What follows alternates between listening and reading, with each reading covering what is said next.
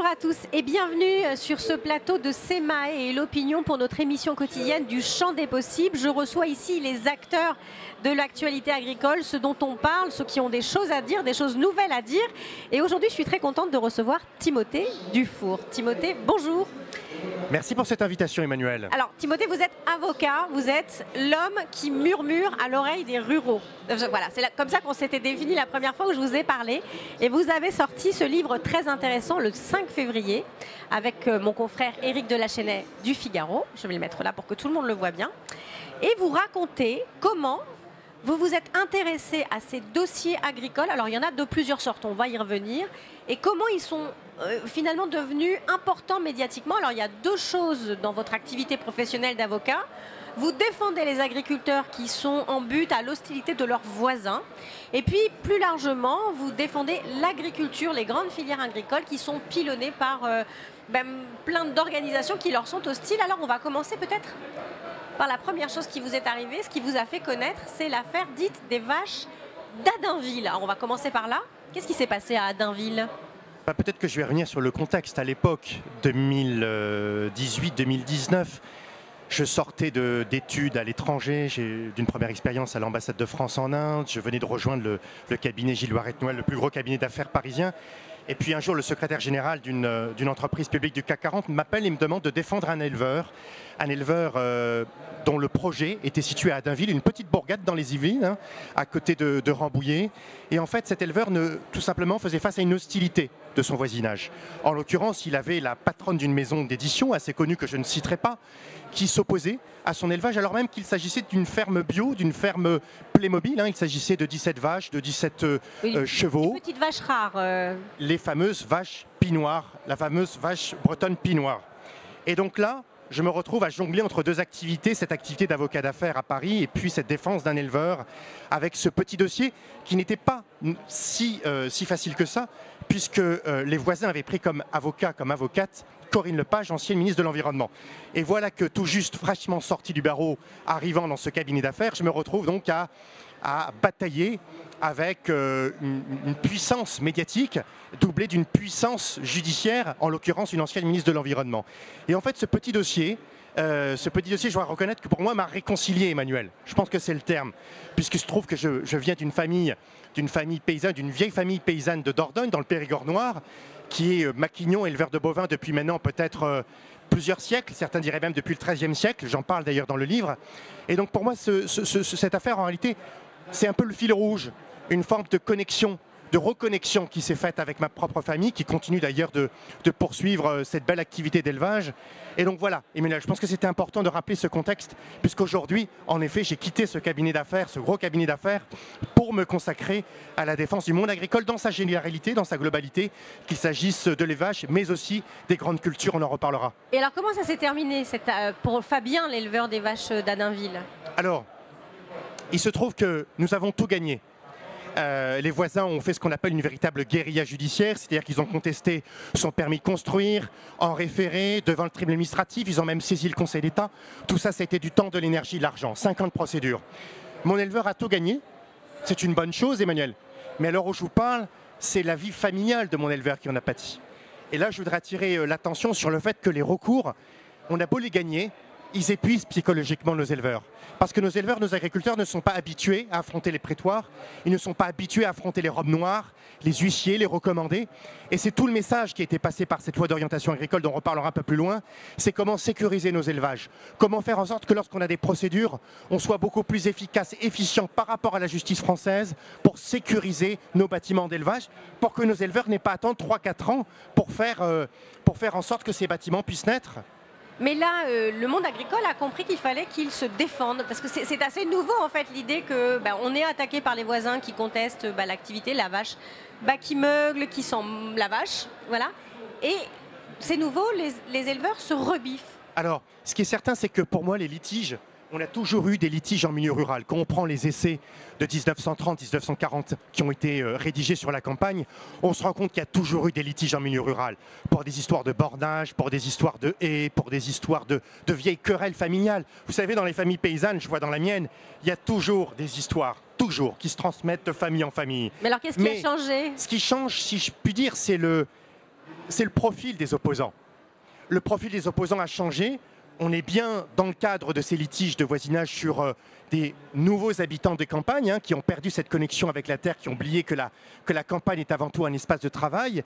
Et puis il y a un second profil d'opposants que j'appelle la nouvelle prédation, qui cette fois-ci emmenée par des associations, des ONG structurées, organisées, qui pilonnent, vous avez employé Emmanuel le bon terme, qui pilonnent l'agriculteur de leurs sièges sociaux parisiens et qui font finalement de chaque dossier une affaire d'État, un cheval de Troie pour empiéter, pour attaquer une filière, pour attaquer un secteur agricole en particulier. Donc c'est deux types de prédation, une prédation beaucoup plus localisée par un voisinage hostile qui a perdu sa connaissance avec la terre, et puis un autre profil beaucoup plus organisé, inquiétant, parce que derrière, ça pose la question des financements.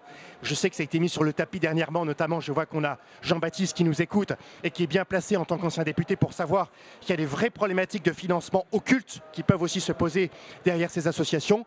Deux sujets sur lesquels il faut qu'on travaille. Je crois que la loi d'orientation agricole répond à ce premier type de recours, mais on n'a toujours pas réglé le problème naturellement de ce financement. On va revenir sur cette loi d'orientation agricole, mais peut-être que c'est intéressant que vous nous donniez un exemple que vous aimez bien, parce que vous l'avez défendu, c'est celui de la filière du riz en Camargue. On a une toute petite production de riz en France, on doit couvrir quelque chose comme moins de 10% de nos besoins, et pourtant, cette filière a été très attaquée pour ses pratiques. Est-ce que vous pouvez nous raconter cette histoire et comment vous vous êtes retrouvé impliqué dans ce dossier et dans la défense de la filière du riz ? Alors typiquement, l'affaire du riz, elle montre bien comment certaines associations font le choix de détruire nos filières agricoles françaises. Vous savez, la filière du riz française que je porte dans le cœur, sur mon cœur, je défends cette filière depuis des années. Il ne faut pas oublier que quand je vais en Inde, mon pays de cœur, il y a 30 à 40 molécules autorisées pour protéger le riz indien.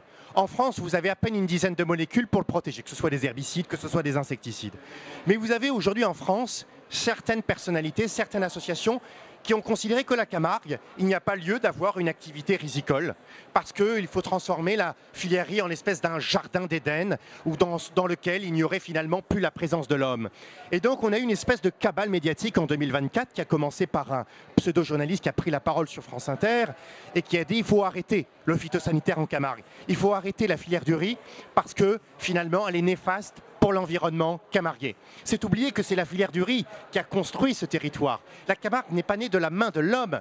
Elle est née en réalité, si je puis dire, d'une combinaison.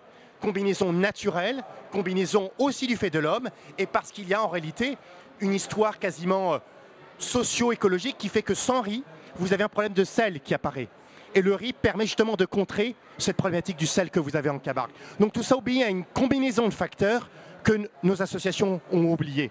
Et donc, ce qui s'est passé, Emmanuel, c'est que vous avez eu des recours qui ont été introduits devant les juridictions françaises l'année dernière, dont l'objectif était très simple, interdire nos filières rizicoles d'utiliser telle ou telle molécule. On est bien d'accord que ce sont des molécules qui sont autorisées et en France et en Europe. Qui sont utilisées par nos voisins grecs, qui sont utilisées par nos voisins italiens, qui sont utilisées par nos amis espagnols. En quoi, nous, Français, devrait-on s'affaiblir, affaiblir notre filière rizicole, alors que ces molécules sont autorisées en Europe? Je ne parle pas des molécules indiennes, qui ne sont même pas reconnues d'ailleurs par l'EFSA, par l'agence européenne. Je parle de molécules autorisées sur le sol européen. Et donc là, on est typiquement en présence d'une distorsion de concurrence, Emmanuel. Je crois que les Français ont pris connaissance de ce terme en 2024 avec la crise agricole. Jamais on a autant parlé de distorsion de concurrence. Je pense qu'Emmanuel, ce cas très précis de la filière du riz nous montre que, tout simplement, il faut qu'on soit capable de sauvegarder nos filières agricoles et de leur donner tous les outils dont ils ont besoin, dès lors que ces mêmes outils sont autorisés par nos homologues européens. Ça, c'est la leçon. On commence à en tirer la conclusion, mais voyons voir ce que c'est l'avenir qui va nous le dire. Est-ce que nos autorités nationales vont accepter de tirer les conséquences de ce principe pas d'interdiction sans solution qu'on a réussi d'une certaine manière à mettre dans la loi d'orientation agricole? Ça, c'est l'avenir qui nous le dira. Et alors, juridiquement, cette affaire du riz camarguais, elle est close ou est-ce qu'elle se poursuit? Elle n'est pas terminée parce qu'on a des associations qui font ce qu'on appelle des fixettes. Elles ont pris la filière du riz comme un cheval de Troie pour attaquer les filières françaises. Derrière la filière du riz, le jour, si elles réussissent à la mettre à mal, demain ce sera les betteraviers, après-demain ce sera les endiviers. Donc si on n'est pas capable, profession agricole, de faire corps derrière une filière agricole, demain c'est les autres filières qui seront attaquées. Et donc c'est pour ça que moi je lance un appel, je crois que c'était le titre de ma dernière tribune, c'était investissez les prétoires. C'est que nos filières agricoles soient capables aussi de défendre chaque agriculteur, chaque filière. Parce que lorsqu'aujourd'hui un agriculteur est attaqué, que ce soit un éleveur, que ce soit une grande culture, que ce soit le berger de haute montagne avec la prédation du loup, que ce soit la pisciculture, c'est un cheval de Troie dans un secteur agricole. Donc soyons capables de faire corps et soyons capables d'emmener la profession agricole, syndicat, interprofession, et d'emmener l'opinion publique avec nous. Donc vous dites qu'il ne faut rien laisser passer, juridiquement. Il ne faut rien laisser passer.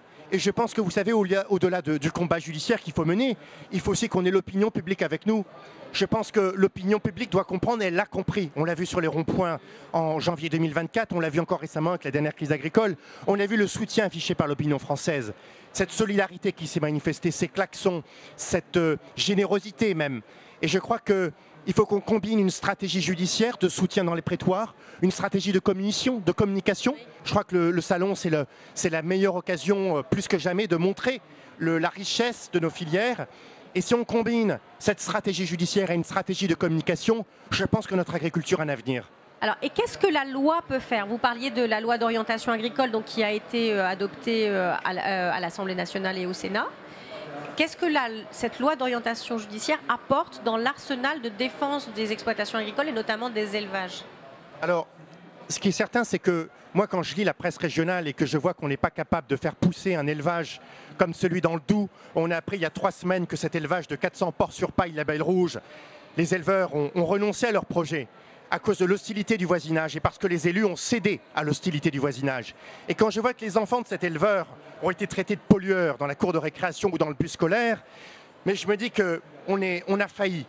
Un élevage dont on va faire juste une petite parenthèse, un élevage qui avait reçu toutes les autorisations environnementales nécessaires. Et on ne parle pas de la ferme-usine que vous avez en Arabie Saoudite ou au Canada. On parle de 400 porcs label rouge sur paille. Il n'y a pas élevage plus proximité, plus Playmobil, souhaité y appeler de leur vœu par les Français. Plus circuit court et plus petite échelle. Petite échelle. Et pourtant, on n'a pas été capable de l'aider. Les élus ont failli. Le voisinage a failli. Il y a une responsabilité collective dans cette affaire. Donc la question qui va se poser, c'est avec la loi d'orientation agricole qui, à mon avis, envoie des signaux qui sont positifs. Simplifier, accélérer, faire en sorte que demain, lorsque vous avez des projets d'élevage, quel que soit leur seuil d'une certaine manière, on soit capable de les instruire et en cas de procédure, de les traiter rapidement et de manière efficace. Ça, si je puis dire, Emmanuel, c'est la philosophie de la loi d'orientation agricole. Mais si vous voulez, la question qui se pose, ça ne réglera pas les contentieux. Et la question qui se pose demain, et j'en parle d'ailleurs dans le livre, Emmanuel, c'est cette question du pacte social, cette question de la défiance qui s'est installée dans nos territoires ruraux, entre les agriculteurs, les associations, les services de l'État, l'OFB, la Dryad, la DDSPP. Comment peut-on retrouver un contrat social dans nos territoires ruraux, département par département? Comment faire en sorte que non seulement on anticipe les procédures, mais qu'on les évite, pour que demain on soit capable, dans nos territoires, de sécuriser et d'emmener et de protéger ces projets sans qu'on ait ces procédures. Donc je pense que la loi d'orientation agricole va dans le bon sens, mais comme l'a dit d'ailleurs la ministre, il faut qu'on travaille aussi à la restauration des liens entre l'agriculture et la nation. Comment peut-on aussi redonner confiance aux consommateurs, aux citoyens lambda, à nos associations, qu'elles ne se trompent pas de combat. Les combats que doivent mener nos associations, ce n'est pas sur le sol français, c'est contre le Mercosur, c'est contre les distorsions de concurrence au niveau européen et international. C'est là que le combat doit se jouer. Ce n'est pas dans la terre France, dans la ferme France qui est déjà affaiblie. Est-ce que l'inscription dans cette loi d'orientation agricole de l'agriculture comme un intérêt supérieur de la nation vous semble en mesure de changer les choses dans l'appréciation juridique des dossiers? Alors en effet, Emmanuel, c'est cette notion d'intérêt général majeur. Pardon, intérêt général majeur. Alors, je ne dis pas que je suis sceptique sur cette notion, Emmanuel, parce qu'on l'a vu lors des débats parlementaires, lorsqu'on a voulu faire passer telle ou telle mesure, on nous a opposé des principes constitutionnels tirés de la Charte de l'environnement. Donc l'idée qu'on consacre l'agriculture comme d'intérêt général majeur, il y a un rééquilibrage naturel qu'on fait. Mais il est dans la loi, il n'est pas dans la Constitution. Aujourd'hui, on n'a pas touché la Constitution française. On n'a pas été capable de toucher cette Constitution dans laquelle pourtant nos environnementalistes ont réussi à le faire depuis maintenant 20 ans. Donc la question que je pose, Emmanuel, c'est est-on capable dans les prochaines années d'aller plus loin et de faire en sorte qu'on ait une véritable révision constitutionnelle pour qu'on ait un rééquilibrage des principes dans la Charte de l'environnement. Donc oui, c'est un bon signe, Emmanuel, mais je pense que demain, s'il y a un conflit de principes qui se joue, notamment pour tel ou tel projet, que ce soit sur un ouvrage de stockage de l'eau, ou pour un gros projet d'élevage ICPE, ou pour la question même de simples molécules phyto, je crains que le juge continue à faire en sorte que les principes constitutionnels tirés de la Charte de l'environnement aient une valeur supérieure à ce principe législatif d'intérêt général majeur. Alors hier, on a entendu le président de la République en visite ici au salon dire aux filières « il faut produire, il faut produire, il faut produire ». C'est peut-être de bons signes pour les élevages, pour les céréales. Moi, j'ai beaucoup apprécié ces propos hier, qui étaient pleins de bon sens. Ce que je regrette, c'est que parfois on a le sentiment que tel ou tel ministre ou telle autorité nationale, telle ou telle agence, quelques jours plus tôt, quelques jours plus tard, va affaiblir cette portée de propos présidentiels. Et c'est pour ça que je pense que chacun d'entre nous va être particulièrement vigilant pour que ce qu'on a entendu hier soit traduit véritablement dans les faits. Qu'il n'y ait pas une voix discordante demain qui vient affaiblir ce qu'on a entendu hier matin. Et je pense que la loi d'orientation agricole, je le répète, va dans le bon sens, mais qu'on soit capable vraiment de mettre cette notion de distorsion de concurrence au cœur de chaque décision. Qu'il s'agisse de l'élevage, qu'il s'agisse de la grande culture, de la pisciculture, quel que soit le secteur agricole, la distorsion de concurrence doit être le maître mot.